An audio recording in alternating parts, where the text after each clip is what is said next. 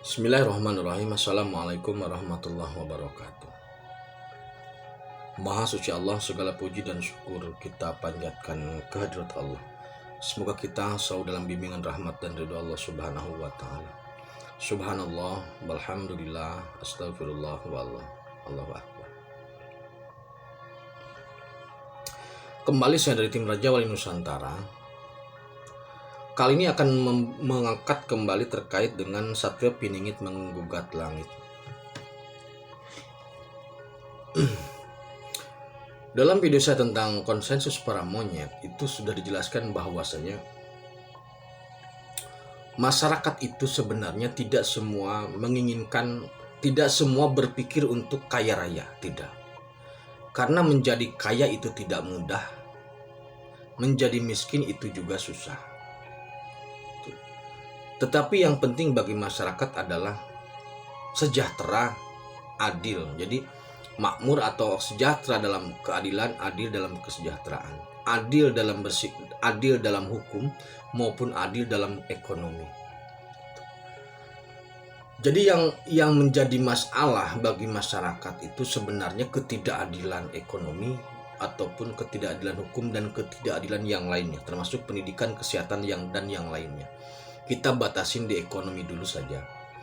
Ketidakadilan ekonomi ini yang mengakibatkan atau yang menjadi penyebab, menjadi sumber ketika masyarakat melakukan protes.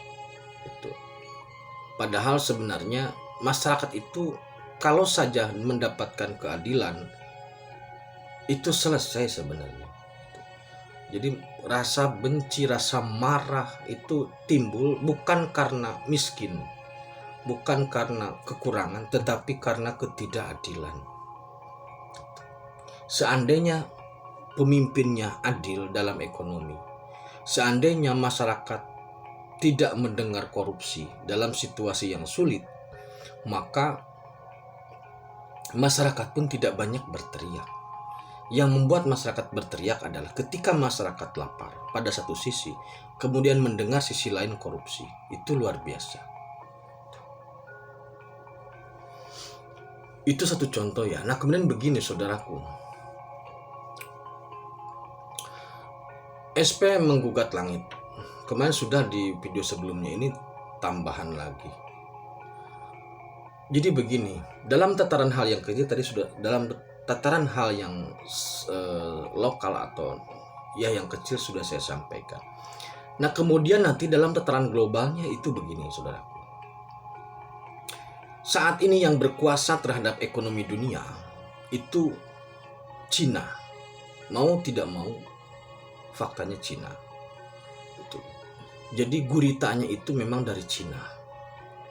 Cina itu orangnya ulet, pekerja keras, orientasinya duit atau duniawi, itu pasti. Jadi kalau tidak kaya, mereka menganggap hidup itu gagal. Harus kaya. Kalau Cina itu berpikirnya harus kaya dengan cara apapun, dengan berbagai cara. Berbeda dengan filosofi umpamanya orang Jawa. Kaya itu bukan tujuan, tapi lebih kepada ketenangan hidup, kenyamanan hidup, dan pengabdian kepada Tuhan atau kepada Allah.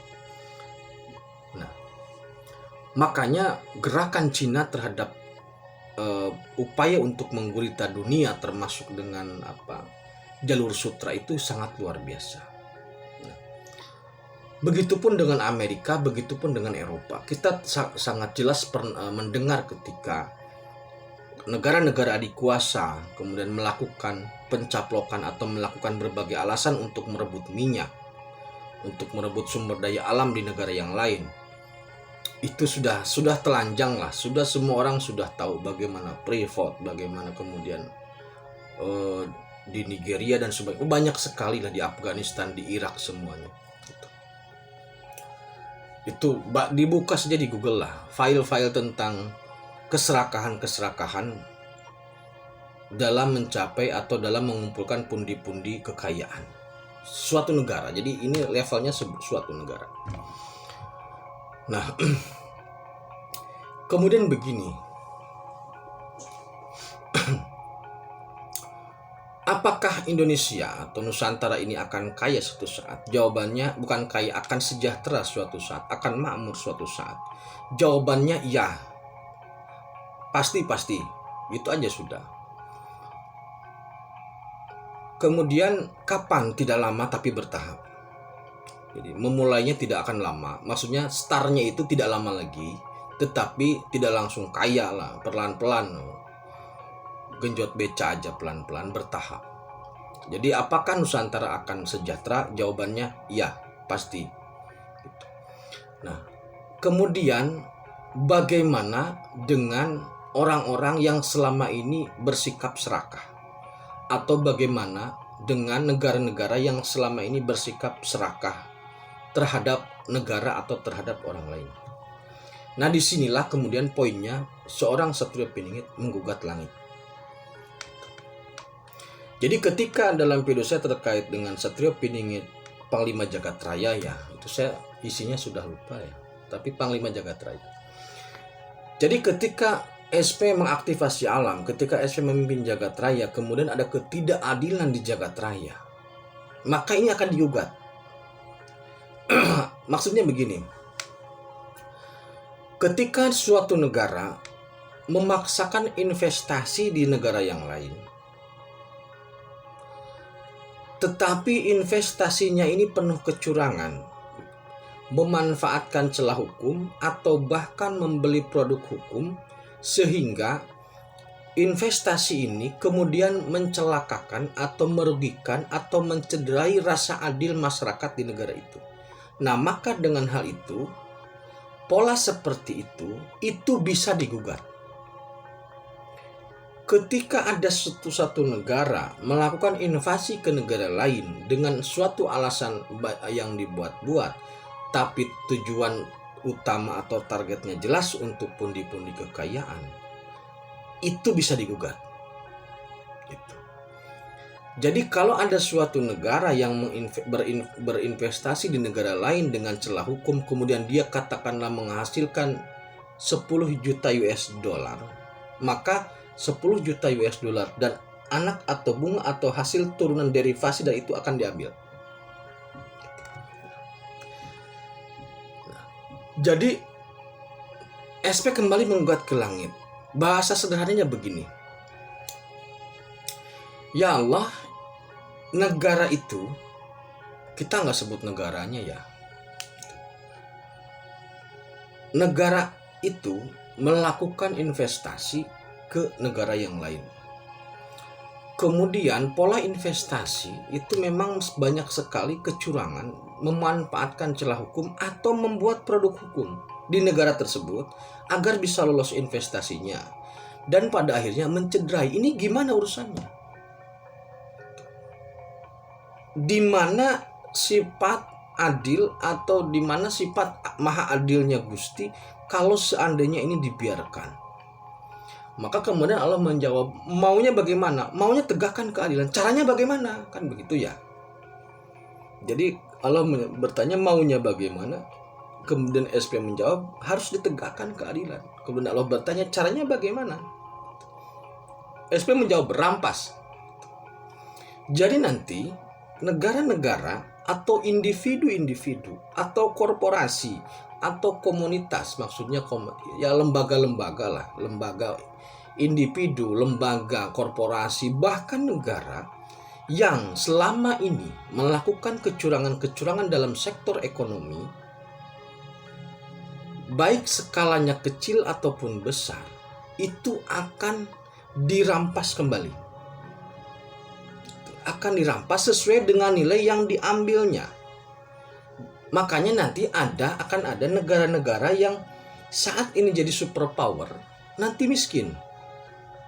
Akan ada individu atau lembaga yang saat ini menikmati begitu banyak fasilitas, atau perusahaan lah yang selama ini begitu menikmati fasilitas, pada saat nanti bangkrut. Ketika di cross check, ketika dibanding, ketika digugat ke langit ternyata bermasalah, selesai.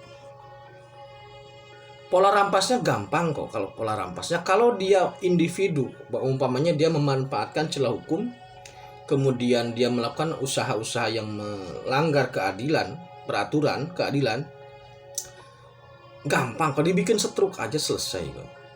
Jangan dibikin mati, dibikin setruk aja seumur-umur gitu. Yang umurnya panjang tapi setruk. Jadi uangnya habis buat berobat dia, atau dirampas negara uangnya bisa. Kalau korporasi lebih jelas, lebih mudah. Kalau negara juga lebih mudah. Gitu.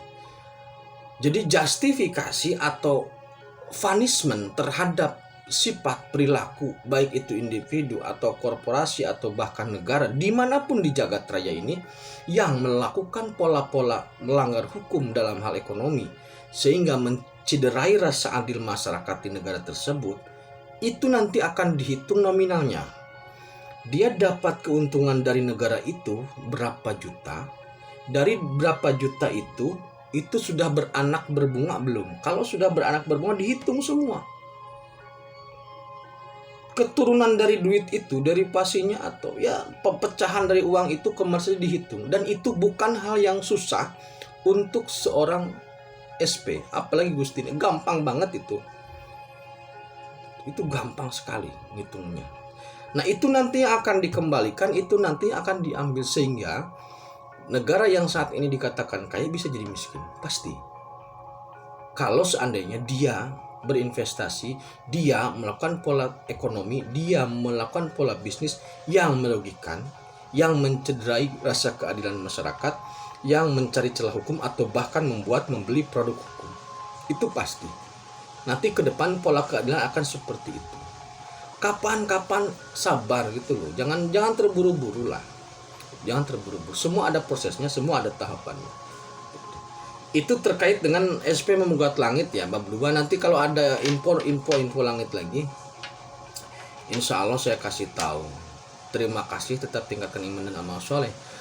Akhirul kalam, assalamualaikum warahmatullahi wabarakatuh.